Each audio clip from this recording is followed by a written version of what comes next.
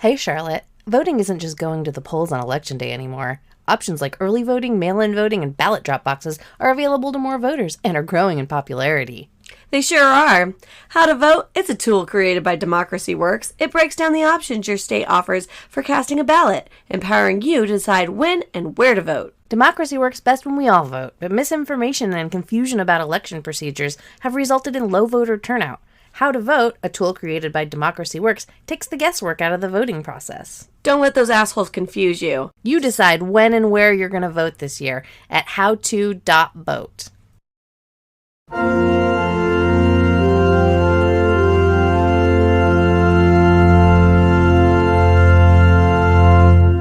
Welcome, friends and family and loved ones. Welcome to Family Home Evening with Bad Mormons. And non-Mormons. Never been a Mormon. Still a bad person. Or a good person who makes questionable life choices. I suppose that's more accurate. Welcome to the podcast, Erica. Hi, thanks for having me back, Drunky McDrunkertons. I'm so glad to get you back with some better audio this time. I'm very happy to be here and partially sober. No, I'm also partially sober, but I did, as I was leaving work today, everybody knows I work at a national grocery chain that we will not mention, and we sell spirits and wine, and I was talked into buying $100 bottle of tequila on my way out the door today. But was it worth it? It was worth it. It's a sipping tequila. It's very smooth and kind of caramely. Besides, we all know Mandy's bougie as shit, so like she likes that stuff. I like expensive alcoholic beverages as well, actually. And sipping tequila sounds absolutely wonderful. Mm-hmm.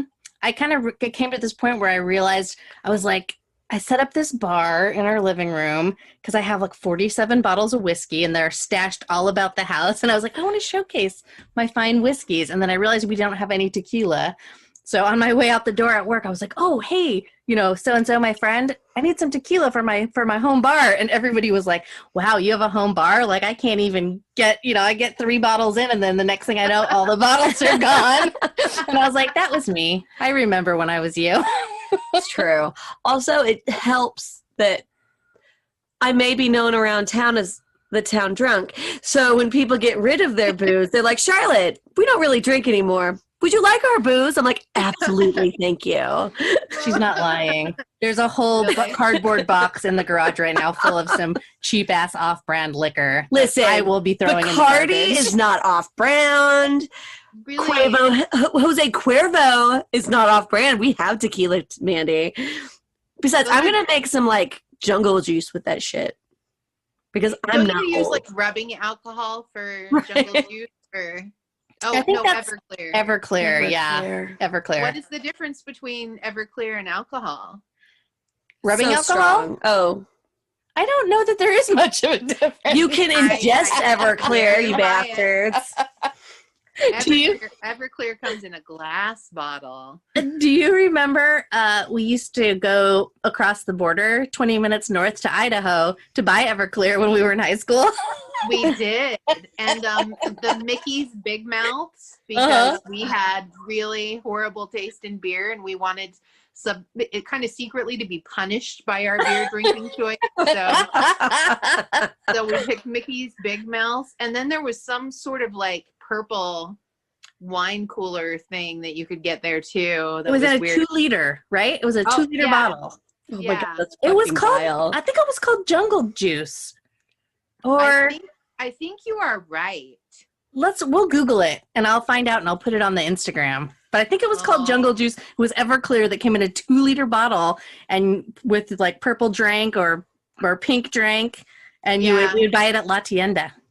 With some sort of Kool-Aid. And I'd gamble. And spend $20 to win 5. That was La Tienda. Miss Thing over here, Miss Sister Anderson won. How much did you win at the lottery? Not me. I Oh, think it we're was Tiffany. no that I was gonna say, but didn't Gigi win a shit ton of like scratchers, right? Yeah, I brought my friend from Hawaii. We went on a road trip, and we brought her out to, because my mom lives out there now in Clifton, so you have to drive right past La Tienda to get out nice. there, because it's like past Preston in the, I don't know, the farmlands out there or whatever. And so we stop at La Tienda every time so we can get like scratchers and wine or whatever we need to get to go spend Get all the tequila, or no, the vodka, because if we want to have Bloody Marys on Sunday, we have to stock up. And if, you know. Yeah, well, and that's where you can buy alcohol on Sunday too, because you can't buy it in Utah. And if we're going to my mom's house, we're going to be spending at least 3 days there, so we're going to need a lot of alcohol. I'm not fighting shit for your jungle juice. It's okay. It existed. It was, I mean, it was the early 90s, like the early 90s. It was in the days of Zima. Yes. Pre-Zima even. It was pre-Zima. And it was in a plastic 2-liter bottle. We take a run for the border. Though I don't think I went to La Tienda as an underage person. I think, well, no, I probably did go as an underage person. Oh, hell yeah, you did. I went with you. We went together.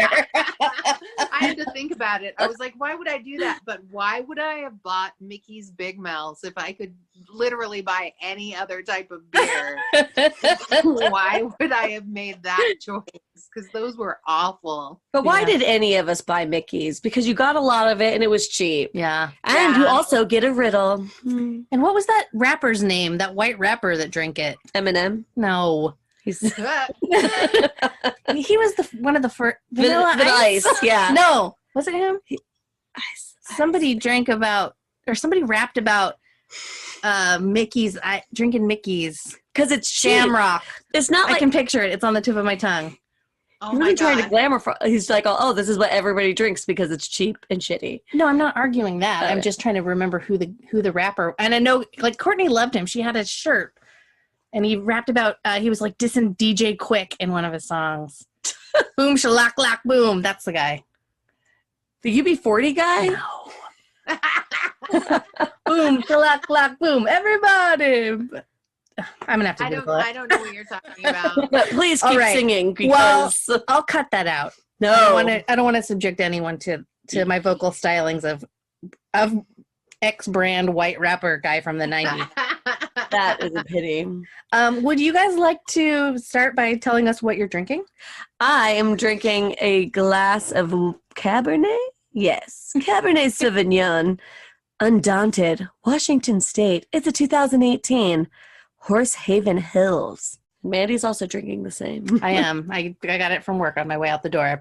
Well, running home to record this podcast. Thanks, work. She paid for it though. Of course I paid for it. I need that job. No, I know, but you said I ran out the door with it. Oh. I I paid for it, then I ran out the door. Right. Got in my car. Drove 82 miles precisely an hour on the freeway to get here. Of course I did. I need that job. I'm not just going to be running out of there with wine unpaid for. That tells you a lot about what's going on with the economy these days. I bought the $100 bottle of tequila, but I shoved the $10 bottle of wine down my pants. Well, because you were wearing harem pants. Yeah, So right. there's a pocket for them. Yeah. A lot of pocket room, a lot of crotch room in those pants. For wine. What are you drinking, Erica? I was drinking some kind of Zinfandel, and I'm going to go get some more. And it's, again, one of like the house box wines, because that's how we're buying pandemic wine, because it makes us feel bad when we fill up our glass recycling so fast. You know what? There's nothing wrong with a box of wine. We've talked about this before. There's a lot Especially of- the black box is my favorite. That's what I'm drinking. Yeah. Black box Zin. The white rapper, in case you guys wanted to know, is I still don't know his name, but he was in House of Pain. That was the band the rap band I was thinking of. Oh. Remember House of Pain? I do. Jump around. Jump Up, around, jump up, and get up down. and down. Something about drinking Mickey's in a parking lot. I know it because it was in Mrs. Doubtfire. Google search. What does boom shalaklak mean? Not today, Google. Not today, Google. So what are we watching? I actually have been listening to a lot of podcasts this past week. I've been listening to Brene Brown's podcast a lot, and she has an episode, I think it's her latest episode, where she interviews Joe Biden. Oh. Joe Biden. Biden?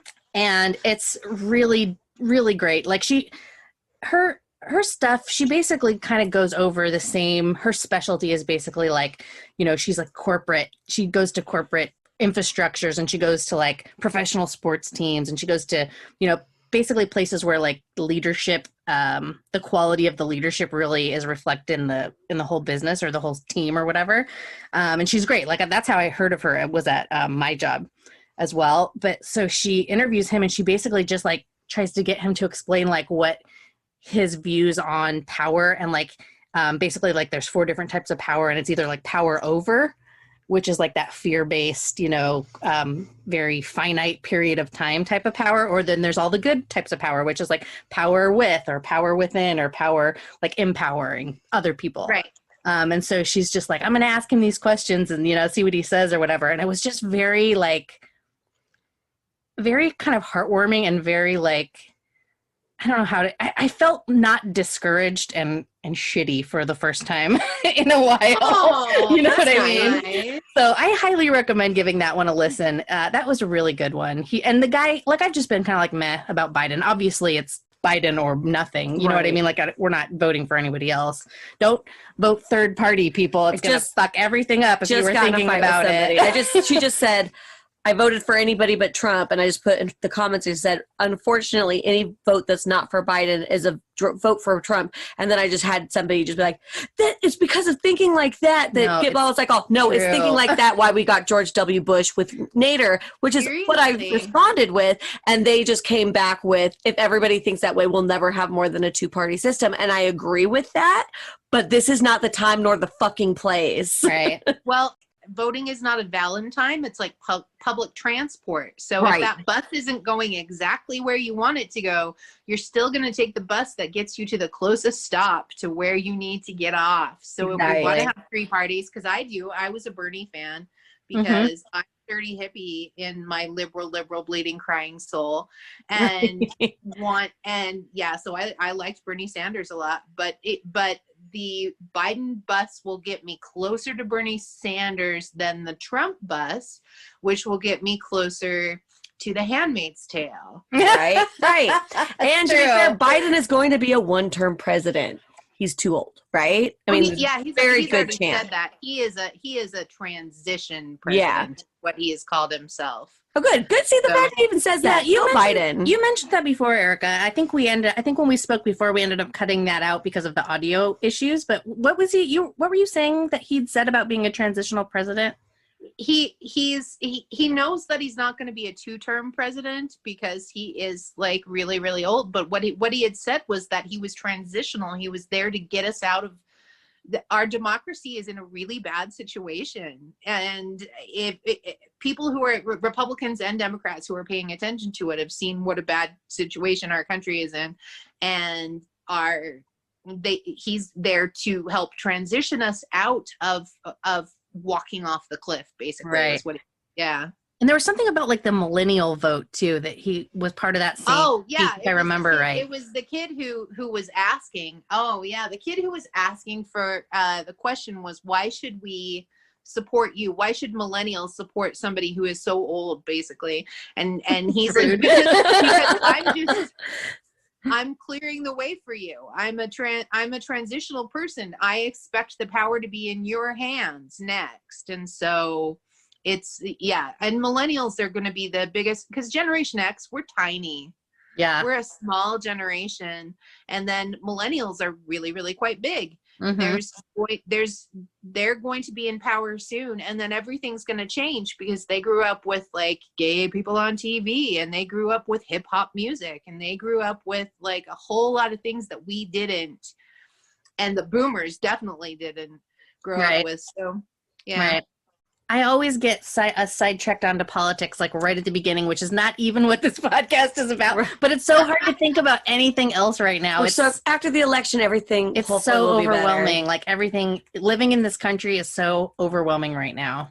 Well, right now it's 11 days toward the election. That's true. Right now it is. And then also, I don't know with you guys, we just had almost 2,000 people test positive today for coronavirus. So we've like doubled in Utah, and we haven't had any mask mandates, and we have bars open, and we have dining in restaurants, and people are suing the school board to open the Salt Lake City schools because they need to get their kids out of the house because they don't like them. Right. And they want them dead, and their teachers dead as well. Right. Right. No, I don't know. It's a mess out here. So it's hard to not focus on it. I was thinking about, like, after I was listening to that Brene Brown episode of that podcast, I started thinking about, because it's one way or the other, Trump has a chance of winning the election, unfortunately, like a very real chance. And so it's like, just trying to imagine what that's going to look like for 4 years after that. And I started thinking about it, and it's really like, everybody's angry. Like, normal people like us are angry, and we're upset, and we're, fucking pissed off. Especially after like George Floyd happened, and then all this like race shit started coming out, and just realizing how fucking racist this whole country actually is. Right. I kind of thought that died with like my grandparents' generation, but obviously it didn't. It did not. But like the fact that people are angry is good, but anger, I feel like, is a catalyst. It's got to be a catalyst for something else, because it's not like a sustainable emotion. It's got a time and a place, but it's like, I can't continue to be angry. But also, when you put anger and negativity out, you get anger and negativity back. I believe that with every fiber of my being. And so it's like, I want to not have to hate everything.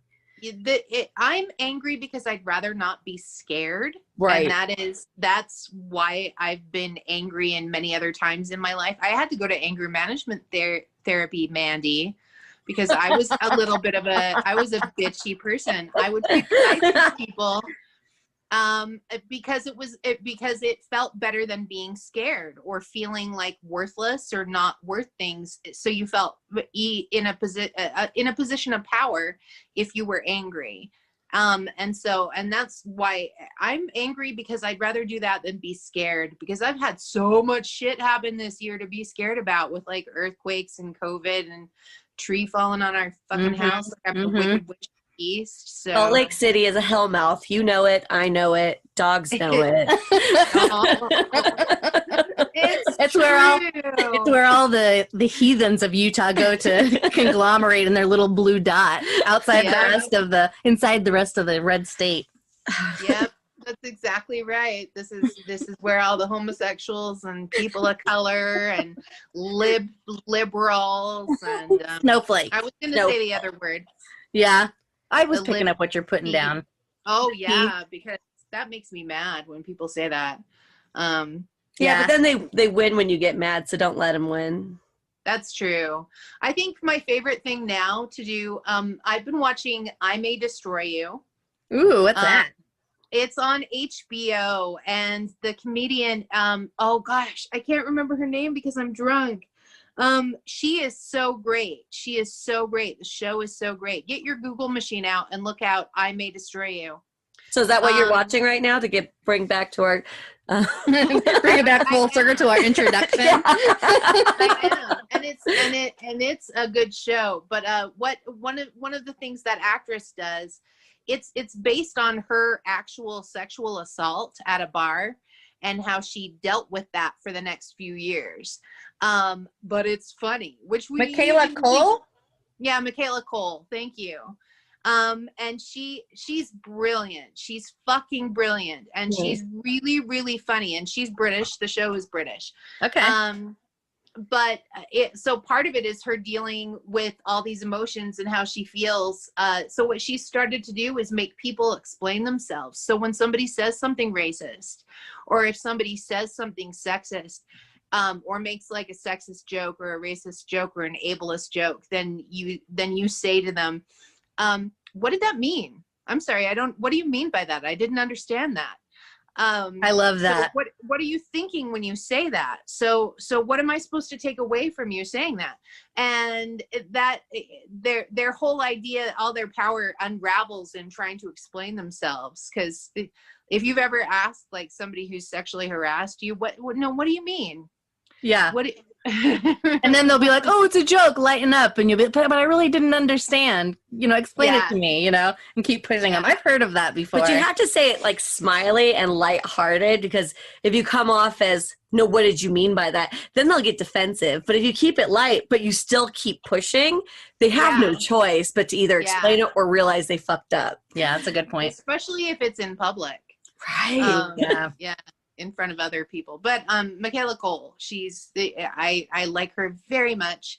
I like reading her writing. She's a writer and she's very funny. She wrote the show. She's starring in the show. She was in Chewing Gum, which was another really good show on the BBC, because I'm an Anglophile. That's a big word. I gotta Google that word. Anglophile? Yes. What does that mean? Okay, so it's like bibliophile is like in love with books. Anglophile. I'm in love with British people. Oh, I get it. The Anglos. Anglo-Saxon. Sex. Yeah. Fill in the blank. Yeah. What I'm watching is not quite as deep as you guys' shit. I watched The Third Day with Jude Law on HBO. It was awful. I went to bed 5 minutes into I haven't finished it. I'm on episode 4, and I'm just like, this was a mistake. And then Mandy and I started watching The Haunted House of Bly or some shit like that. Yeah. Oh, yeah. The Netflix one, because everyone's like, oh my God, I started it. What was I thinking? It's so scary. I'm like, this is scary to you. You guys are fucking vaginas. What do you mean by that, Charlotte? I mean fucking vaginas. I mean fucking vaginas. What do you mean? What do you mean? Are you fucking vaginas, or the vaginas fucking? Is there more than one vagina? Because generally fucking vaginas would be a good time, and this show is not. So I'm going to rephrase. It's not scary. And if you're scared by it, you're a baby girl. Oh. Instead of a big, strong man. The patriarchy, Charlotte. I can't help it. I actually got yelled at a bar for this one time. I met this dude, like we were drinking, and we were talking about like Indiana Jones and George Lucas, and we were talking about all his early stuff, like Steven Spielberg's Duel and like the TX 1040, whatever. Anyways, we're having a very lovely conversation, and I said, yeah, they need to stop being little bitches. And he very much was like, I don't like that. You shouldn't put women down. I was like, I have a vagina. I can say that. And he's like, no, you can't actually. And I'm like, but I can't. Okay. And I full on thought he was being a little bitch because of it. And, and it didn't stop. Now, I need to get a better vocabulary, because I smell what I understand what he was saying. And I don't know how to better articulate that. When somebody is being a vagina, I don't know how to explain it. Like, they're just scared. A California vagina sailor? California vagina sailor. So they're just being scared. And again, that associates with women. I like saying taint, because everybody has a taint. That's a good one. That little yeah. So taint is good for both. But then I do say stinky ball sack a lot. So that's probably sexist too. Yeah. Not a lot. I don't say it a lot, but I do say it. I started reading this book also. I'm going to actually have this be the thing I talk about on next week's episode. I started reading this book called The Body's Not an Apology by Sonia Renee Taylor is the author. And I've never had to look up so many words. Like I'm a pretty good reader. Like I read often. I have a fairly large vocabulary. She's literate. I'm literate. I have a few 50-cent words in my pocket. But I'm in the second chapter, and I've had to hit the Google search button at least 14 times. So that's one way you can learn new words. That's true. That's actually pretty cool. That's how you build vocabulary, is from reading things. True. Mm-hmm. Also, acknowledging that you have a problem is the first step. Mm-hmm. Fair enough. That you have a problem Googling things? Or? No, I have a problem degrading women when I'm trying to call somebody a pussy.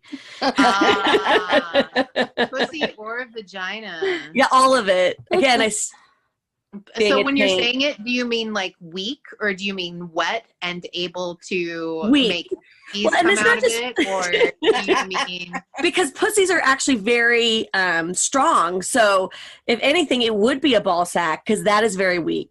it is? It is a flaw in it's why there's not intelligent design because testicles are ugly and they're like in a really weird spot. They're just like that whole thing, all those exterior sex organs is just asking for somebody to go whack.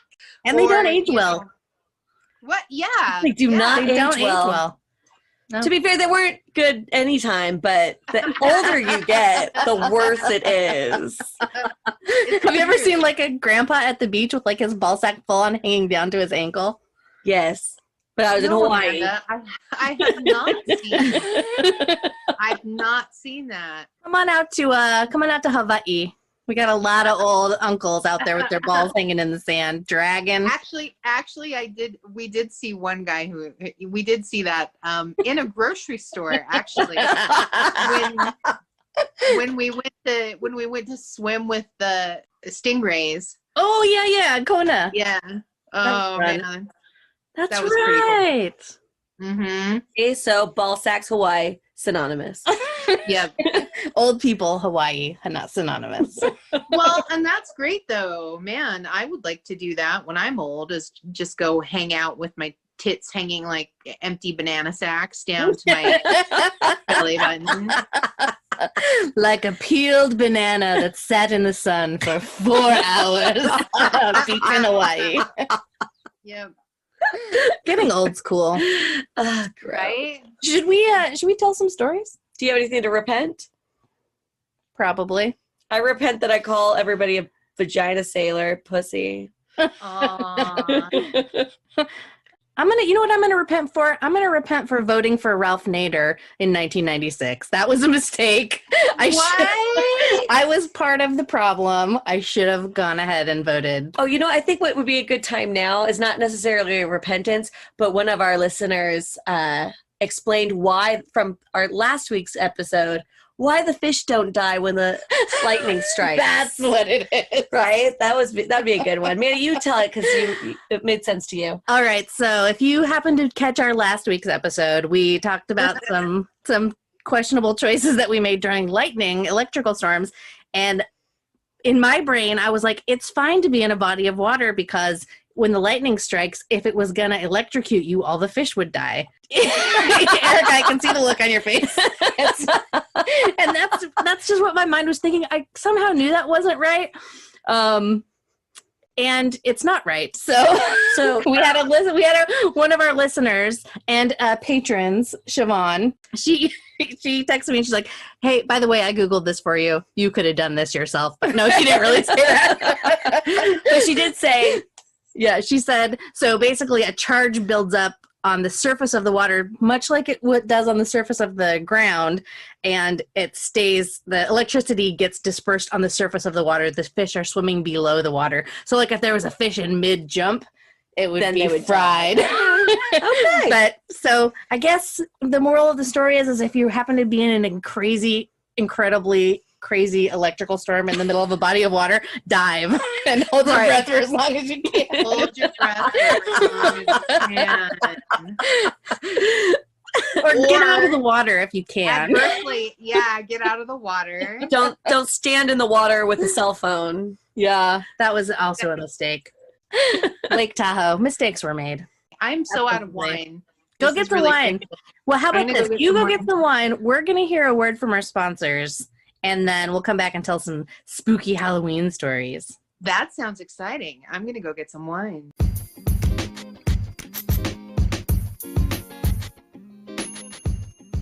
Looking for something refreshing to help you unwind after a long day at your super important job? Well, look no further. Introducing Maga Margarita.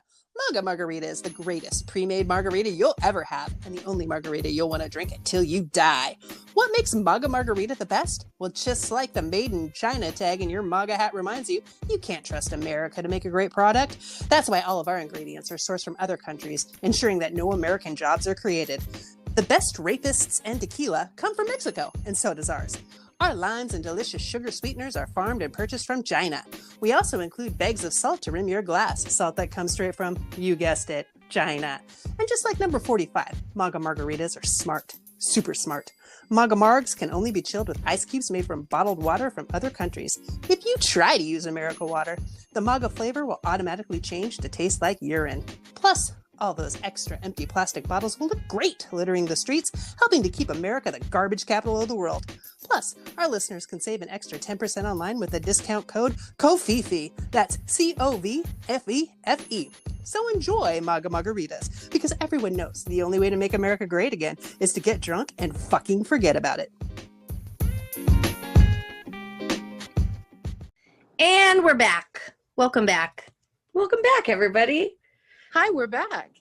Do you guys want to hear a spooky story that I remember from Logan Canyon? Yeah. I do. You were, I think you were there for this, Erica. I'm positive you were there. Okay. So, growing up in Logan in the late 80s, early 90s, there was very much like the whole nation was in the grip of that whole satanic panic thing. You remember that? Like, everybody was Satan worshipers if you weren't religious or whatever. All the kids were out there sacrificing to the devil or whatever. People were recovering memories. That's what I remember is a lot of people like, oh, I remember I had this baby and I ate it for Satan. Exactly. And like, yeah, especially in Logan, I feel like, I mean, I know it was a nationwide thing because it was on like all the talk shows and shit, but in Logan, it was like a really big thing. And It was. as teenagers, I feel like we kind of embraced that a little bit. Not, I mean, obviously we weren't worshiping the devil, but we were eating babies. We weren't eating babies. We weren't sacrificing animals, but we were having a little fun with the idea that people were scared of that and could be scared of us for wearing black and pentagrams and shit like that. It makes sense. It checks out. In retrospect. However, we hung out in the canyon, in Logan Canyon, a lot. We took acid and a lot. We also didn't take acid a lot, and we just basically like spent a lot of time in this canyon. And the place that I'm thinking of, I think we were going to the nunnery. Yeah, that sounds absolutely right, actually. Sounds right. So, Yeah. and I can't remember, I think we've already talked about the nunnery on the podcast. We have, yeah. Okay, so it's basically like an old camp from the 60s where it used to be like a swimming pool and cabins, and it's been run down and abandoned. Think of Dirty Dancing, only in Utah. but haunted. And haunted. Only it's run down as shit. Yeah, super run down. And so we were always like, and we were all positive that it was haunted. Like, and to be fair, you got a creepy feeling in there, right? Right. And there was a chapel up there, and empty chapels are always kind of frightening. Yeah. Or just creepy feeling.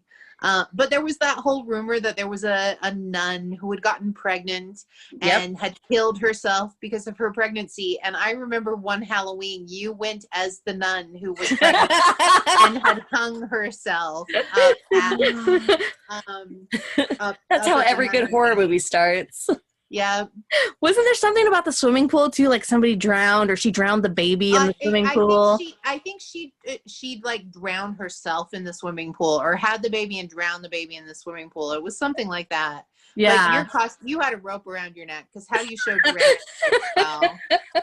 And I feel like if we would have had cell phones back then with cameras, we could have really done some great documentary footage.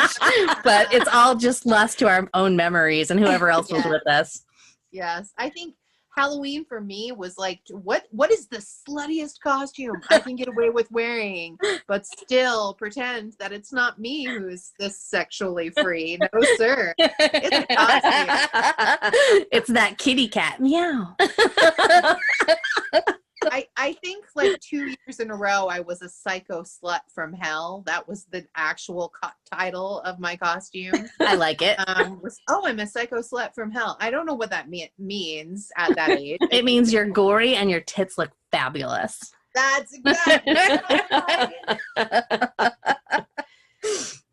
Okay, so, but anyways, back to the nunnery. So we would go there a lot, and there was definitely like, we would go there to be scared, whether we were on drugs or not. We would go there to like freak ourselves out because we were sure it was haunted. And I'm sure like we weren't the only kids who did that. I think it was like pretty much a general like hangout for like any juvenile delinquents of the Right. town.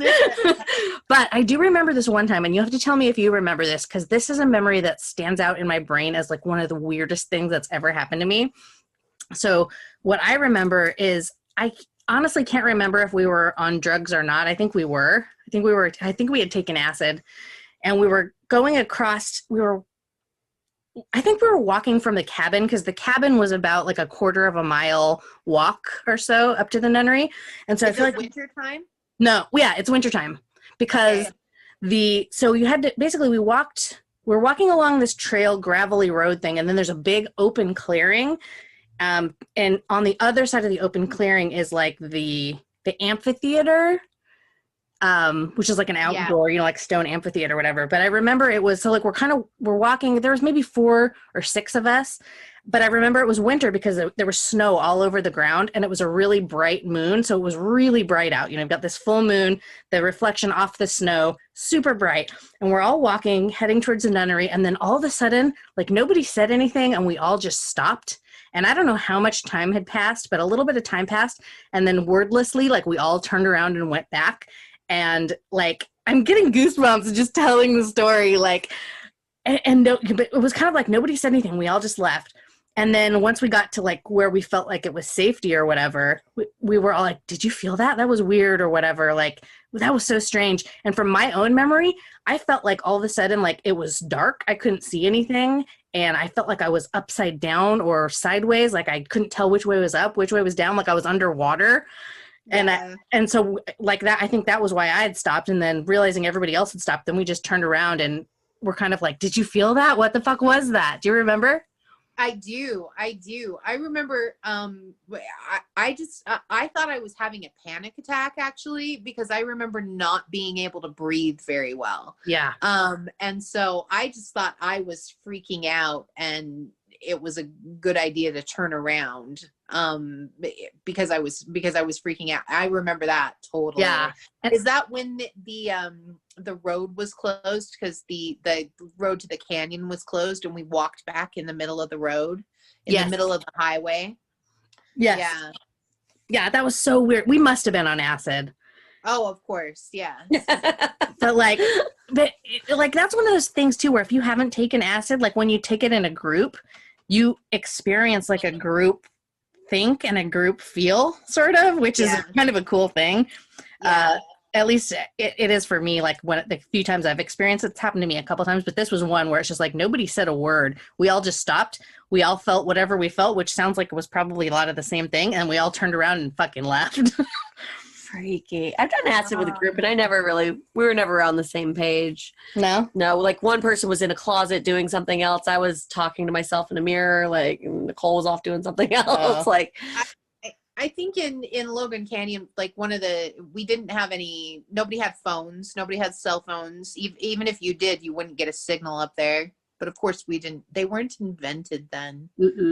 not for a long time. Yeah. oh, sure you did. They were big bricks. No, not even. Well, maybe. Yeah. Come on. I've seen what's that? Maybe 16 candles. Maybe in New York City.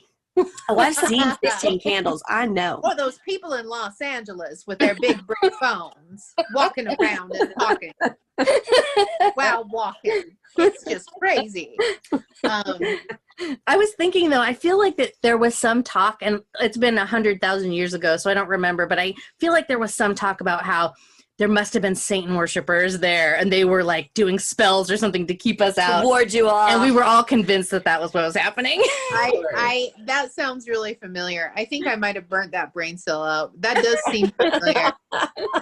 Yeah, that's a spooky, like, goosebump story for me still, because that was really weird. The one time that I went to one of the times that I went up to the nunnery that we got in, because they kept on finding more and more ways to lock kids out of there. Yeah. But when we got there, somebody had painted like pentagrams and things like that all over the place, and so somebody had already like jumped into making it feel like there were Satan worshipers up there. So we just showed up to be the Satan worshipers. Yeah. It was the amphitheater. There was like the 2 dressing rooms that were like under the stage. So it was like the big stone stage. It was like stone dressing rooms under there. Do you remember? And that's where there was all like the burned candles and the pentagrams. I totally forgot about that. I did a show at that amphitheater later on in those dressing rooms. And you did? Had the kind of like, yeah, this is spooky. Okay. So this feels familiar for some reason. I think we just took pictures off my laptop, and I think that was the amphitheater. I was like, wasn't this like the nunnery where you're talking about? So I'll see if I can find one that's better than the one that I showed you. Maybe I'll have one of the actual overlay of it. Yeah. The two times that I saw really scary fucking things, both times I was sober. One I was a child, so God, I'd hope I was sober. And the other time was when my husband and I had driven out in Jackson Hole, and we had been driving for a while, so we were sober out there. Not that we started drunk or anything. Just to clarify.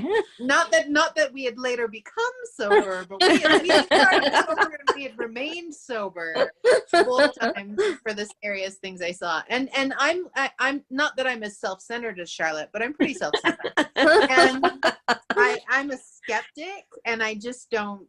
I usually don't think that these things are real, but these 2 things are the things that I can't explain ever. Right.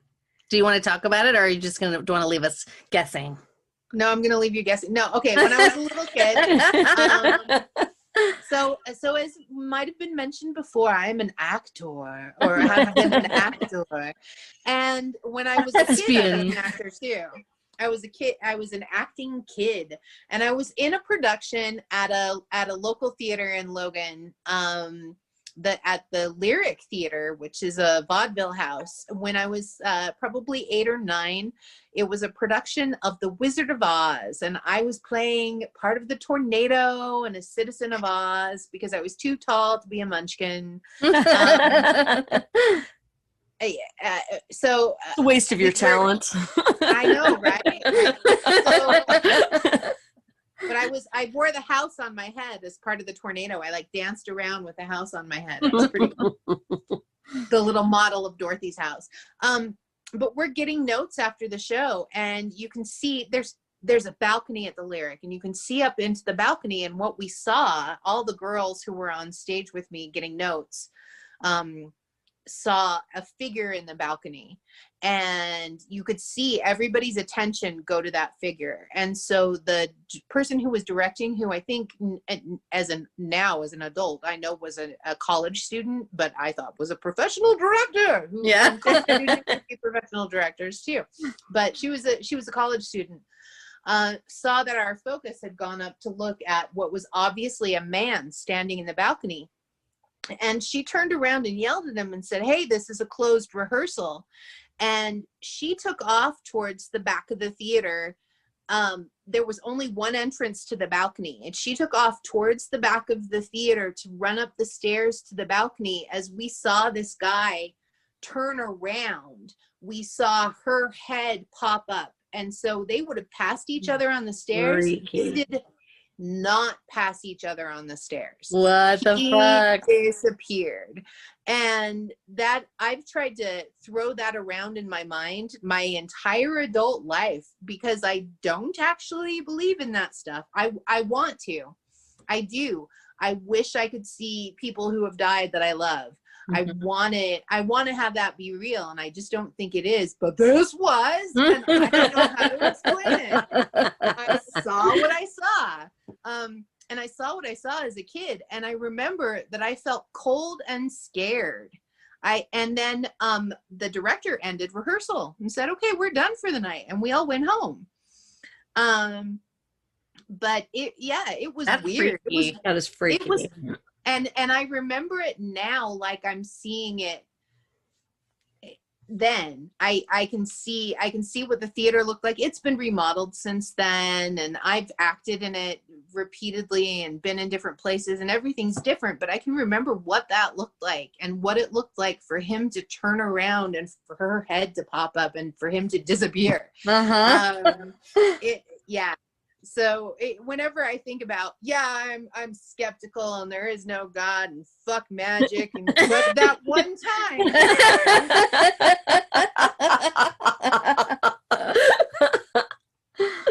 remember that one time when you saw a ghost? Mm-hmm.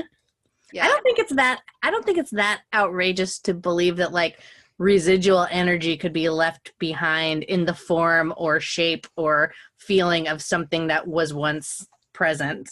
Right. Like I don't think it's a cognizant sentient being, but traces of residual energy I can buy. I absolutely can buy that now. And I think, I mean, part of, if you like science, you know that science learns other things and it cannot answer everything. It only can answer what its capabilities are right now. At that moment. We might not understand interdimensional travel, and Right. we might not understand parallel worlds and where other people go, and maybe glimpses of parallel worlds and things like that. There's a whole bunch of shit that we don't know. I'm quite comfortable with that and terrified. Right. At the Right. same time. But let's say it was like a negative energy or whatever, like as Looney Tunes as mom can be. Sorry, mother. She did say to me, because people ask me all the time, like we've been talking about scary movies, and I'm like, well, Nightmare on Elm Street is by far the scariest movie ever made. It's perfectly written because you have to go to sleep and he gets you in your dreams. And I also saw it when I was 7, so I'm terrified of it. But we were talking about like The Exorcist, and I'm like, well, The Exorcist never scared me. And they're like, how did The Exorcist not scare you? And I was like, I don't know. Maybe it was because I didn't really go to church growing up. Like when I visit dad, I'd have to go to church. But mom was Wiccan, so she didn't go to church till I was like 12. But she did say things like, if you ever get those like scary feelings or whatever, or you think there's a ghost, she's like, don't feed into its energy at all, because if you do, it gives it more power and therefore it'll have more of a presence around you. So I've always taken that pretty seriously, and I was like, so like to me, Exorcist was more funny than anything else. And as I got older and was, read more about religion and things like that, then it became more scary. But like when I saw it, I was like, what is this movie? I don't care. Yeah, mom always said that to me too. Really? Uh-huh. What to do when demons invade your bedroom. Right. Mom gave us the talk. But you know what? It's solid advice. So I tell that to because my clients are telling me stories about ghost stories that they've dealt with. Like my one client, I love her to death. She's now moving to Austin, so I'm not going to see her anymore. But she's like, oh my God, I can't tell you how happy I'm to get out of my apartment. It's haunted. It's been terrorizing me. Like, it's not letting me sleep. And I'm just like, oh, fuck. I was like, I've never dealt with anything like that. But this is what my mom told me, thinking everybody knows this because my mom told me. And she's like, actually, that's really good advice. And she never thought about it like that. I was like, oh, good. I'm glad I could pass on some wisdom. Not everybody mothers told you how to deal with the demons in your bedroom. I'm pretty sure my mom never said anything about listening to me in my bedroom.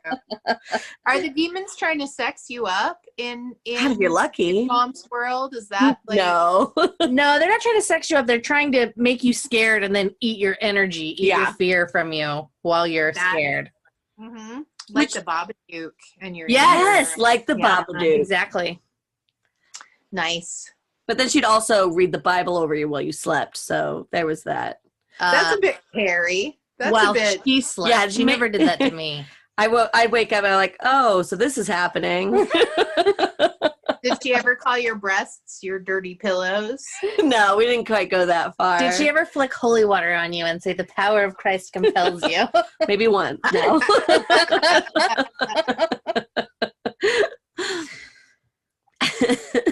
My husband might have done that to me once with the power of Chris compels you. You married a real keeper. I did. He's aging nicely, so that works really well. Right.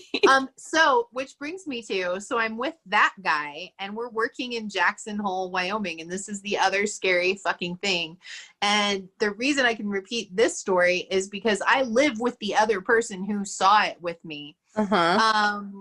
But I'm pretty sure if I talked to other girls who were in that show, they would remember seeing the same thing too. But this one, So we were living in Jackson Hole and we were doing summer stock theater. And if you've ever been to Jackson Hole in the 90s, it's just full of really rich kids, like Hollywood kids. And so they're just doing drugs and playing like the vampire day player games, whatever the RPG. You, Charlotte. That was my friend. He's like the lamer D&D, right? Yeah, I don't know. So they were playing like the vampire RPG games and doing a lot of coke. We never got the coke selling pot. So, but when we had nights off, we'd either work for this movie theater in Jackson Hole, or work for restaurants where we got to see semi-famous people, or Harrison Ford, who was really famous. And, Oh yeah, I remember that. And then, but we took a drive out to the Tetons, and we went to this place called Jenny Lake. And we drove a little past this lodge. We're driving out there, and we're just parked, and we're in the car looking at the sky, because the sky out there is so big, and you can see the entire western spiral arm of the rest of the Milky Way above you, and it's amazing. It's a big bright sky, and there was no moon, and it's just beautiful. So we would do that a lot on nights off. Our living situation was kind of weird. There was a family there, and they brought their children, and they would decide to go out to dinner and just leave you to look after their two kids, and you're like, what? These aren't my kids. Somebody should talk to me about that. That sounds so Utah. But this was in Wyoming, and people who weren't even from Utah. I was same thing. I was gonna say we renamed that little section of the United States Wyudaho. Oh, that's right. Oh, Wyudaho. I met a friend in Hawaii who had moved out from the area, from the Wyoming, Utah, Idaho area, and we cleverly, as I like to think we were clever, named it Wyudaho. Because it's my choice, and I don't want to be sex shamed by you. So that's why Idaho. So when your roommate living situation people leave you to watch their children wordlessly, that's a very Wyudaho thing to do. How about that? So this is one of the nights where we did the not it, and left them with somebody else, and we drove out to the middle of nowhere just to look at the stars, and we are stone cold sober. Both of us, we're just like geeking out on nature and how big the sky can be, because that is beautiful and wonderful, and you feel very small and very big and very unimportant and very important at the same time. Mm-hmm. So it's a cool experience.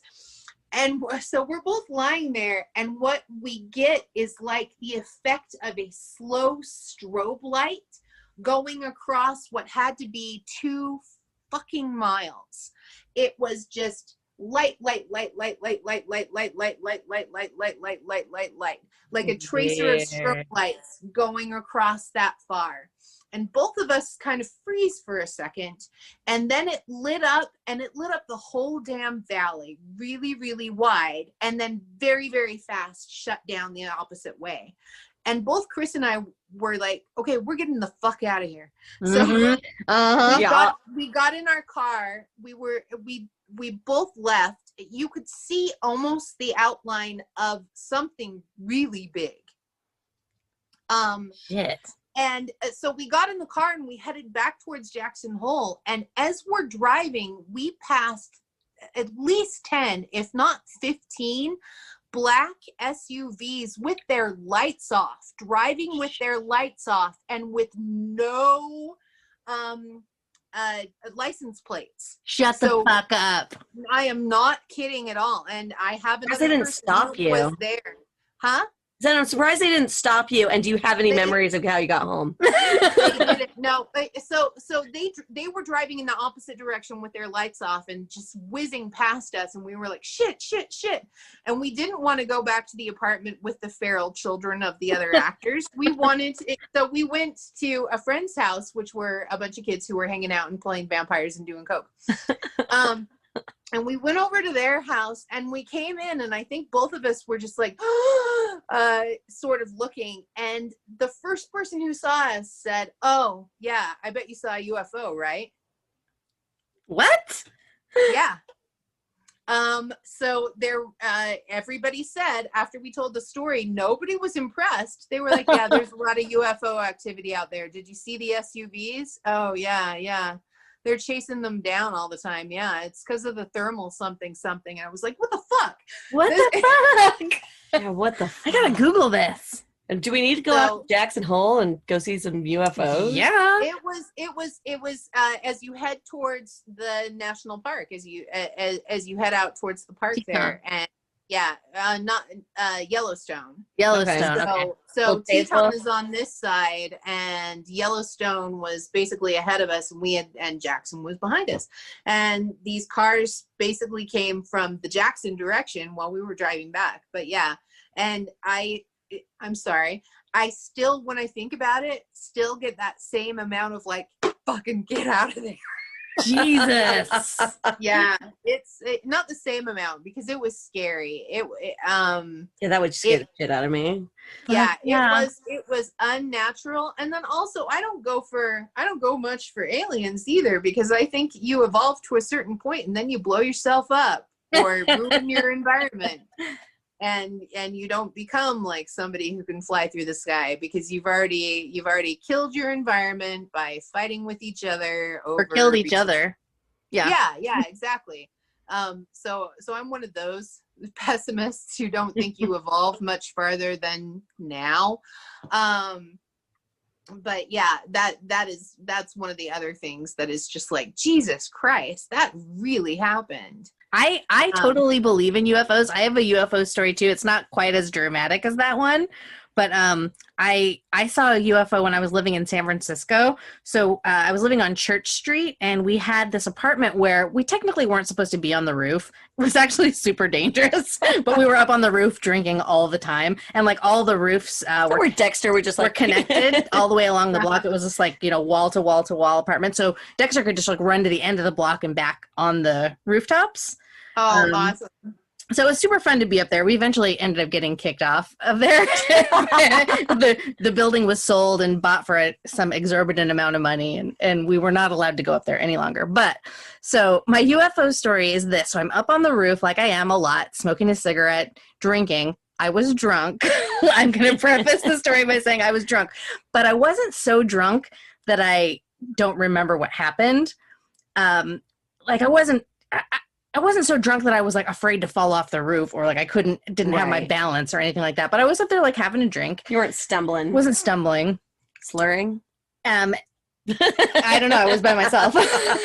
My brain wasn't slurring. I was not slurring. I was articulate as fuck. So anyways, and I like to go up there and look at the stars too. And so I'm up there, doing my thing, hanging out, looking at the stars. And all of a sudden I see something in the sky that doesn't look quite right, but it doesn't look totally off right at first. It's hard to explain. It's like, I try to imagine like what it would look like if I was underwater, like in a swimming pool or something, looking up and somebody was shining a flashlight down. So it was like a circle of light, but it was wavy around the edges, if that makes sense. Yeah. And I'm like, looking at it for a minute, and it was just about the size of a star, maybe like the size of Jupiter or something. Like it was a little bigger. And I'm looking at it for a minute. I'm like, God, I'm really drunk, And then I noticed the stars around it look normal, and everything else looks normal, and it's just that one thing, and it's getting like a little bit bigger, but it's like the edges aren't solid. It's just like weird. And I'm like, and I watched that thing for probably like 5 minutes, and I was like, I really want to go inside and get my binoculars. I didn't have a telescope at that time, but I was like, if I go inside, I'm never going to see it again, because I had to go, climb down the hatch, go down 4 flights of stairs to get to my apartment, and then climb all the way back up. So I sat there and watched it for probably like a total of a good 5 minutes, and then all of a sudden it got like, it was probably the size of like what Jupiter looks like in the sky right now. So it was probably about 4 times the size of that. So it was definitely larger than any star, but it kind of looked like a star. And then it just zeroed down into like a really bright red pinpoint of light, and then a huge flash, and then it just like a trail zipped across the sky really fast. Like you could see like a trail, like a tracer, or like when you see a falling star. Yeah, like a falling star. But it was a solid red line. There was no arc to it or anything. Right. It was just like, it's like this wavy thing. It gets really small, and then it's like, ting, and then it's gone. And I was just like, what the fuck? I'm sure you, and now, I mean, this year they declassified aliens. They declassified UFOs. The government showed all their videos and nobody fucking noticed because 2020 is so goddamn crazy. How do I find this information? It's true. I remember seeing it and I was just like, I got other shit to worry about right now. I'll come back to that. I'll bookmark it. It's pretty good timing. It's like, oh yeah, by the way, there are UFOs. We're like, we know. Tell us about the economy. The U.S. economy, by the way. We don't care about other people's economies. Right? I want to have the right to get a massage while eating a hamburger amongst 40 people. But to my face. But only if they're white people.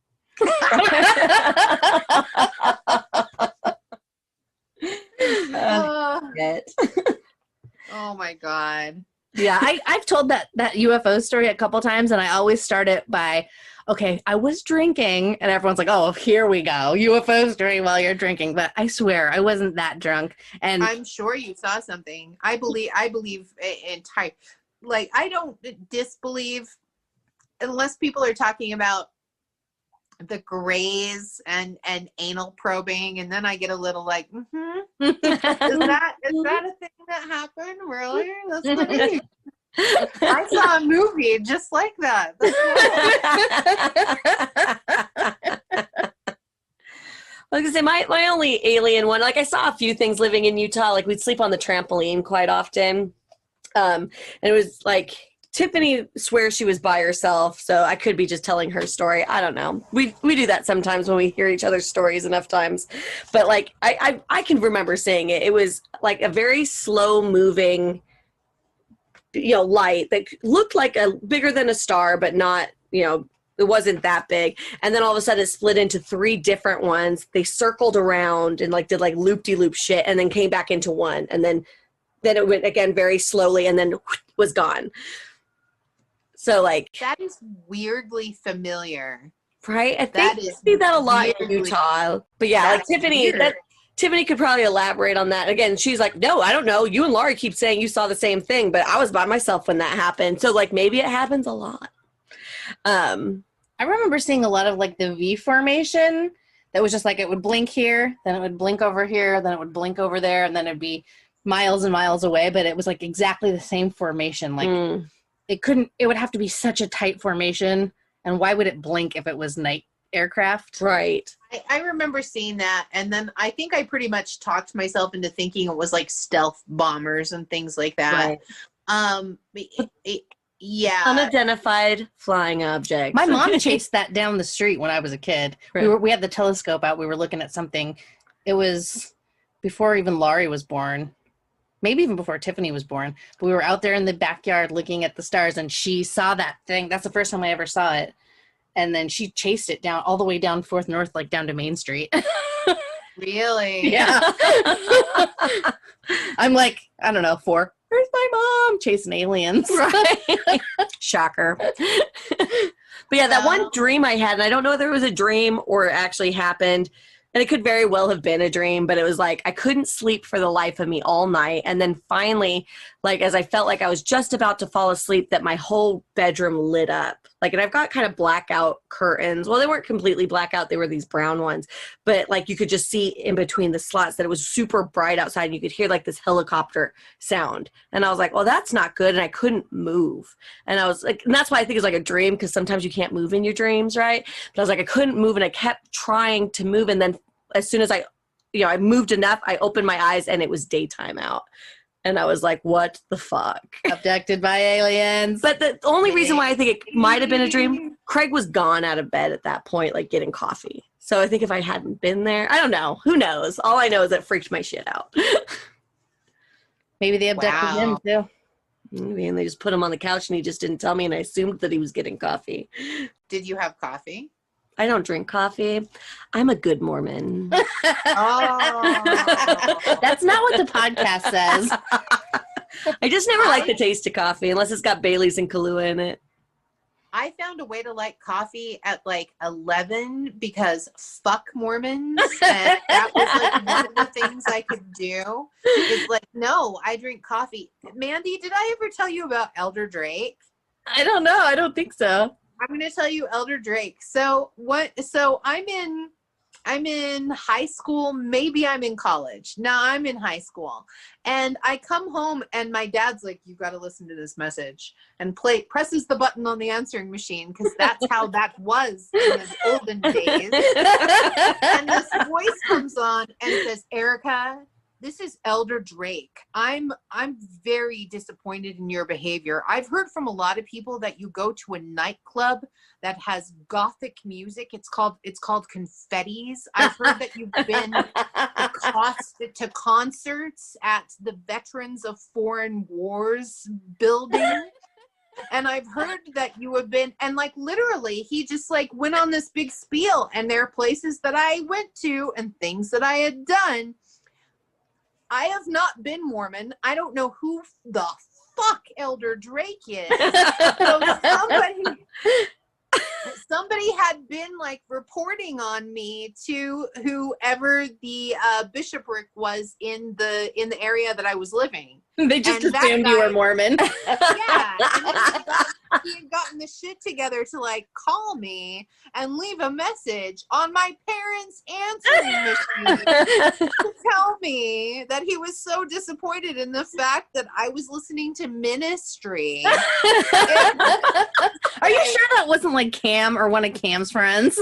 It wasn't. Oh, that'd be funny though. It wasn't. He left a phone number. He sounded actually like really like kind of embarrassed, and he was like, so I just think you need to like you're not going to be able to think about going on a mission or doing Young Women's anymore if you don't. And like he just I don't think Cam was clever enough to do that. You know what I mean? Like. I've underestimated him if he was, but I just don't think he was like that level of bright. Good point. Sorry, Cam. At that time, I'm sure he's a fine person now, but at that time, I just don't think he was clever enough. To do something like that. No, what I'm pretty sure is like somebody was just interested in getting all the dirt on anybody who went to our school, and whoever it was in my area who knew I went to Confettis and whatever, and concerts at the CFW. Where's Confettis? Salt Lake City, the big Oh, city. you went to the big city? Yeah. That's a whole other podcast episode. We call it Big City. That is really another podcast episode. All right, ladies. It's How many days to Halloween? It is 6 days? 6 days to Halloween. 11 days to the election. So get out there and vote. But vote early. It's a really important election. There's a lot of really important things going on, like your right to own your own body. And just like we can't ask you to give us a kidney because we've used ours too much and we need yours, you can't ask a woman to have a baby. It's true. And any vote that's not for Biden is a vote for Trump. So please do not vote third party. I'm begging you. If you're on the fence about it at all, and if there's anything we could possibly do to convince you one last time, this is our last chance before the election. I'm begging you. Please vote for Biden. It's very important. He is a transitional period fucking president. There you go. So I've been drinking. He is a transitional president, and yeah, fuck it. Just fucking vote for him. So yes, vote. Please vote. We're gonna even skip over our pitch to have you sign up for our Patreon, like and subscribe to our podcast, give us a rating on Apple Podcasts, share with your friends. We're gonna skip all of that, and we're gonna say, please God, please just fucking vote. Yeah, what she said, dude, vote. The collective American psyche can't handle 4 more years. It's true. We can't. Vote! Motherfuckers. That's how you can be excellent to each other. We're gonna vote and we're gonna drop the motherfucking mic. Jesus, I love you. Exactly like Brene Brown would say. Motherfucking vote, motherfucker. Put that 50-cent word in your motherfucking pocket.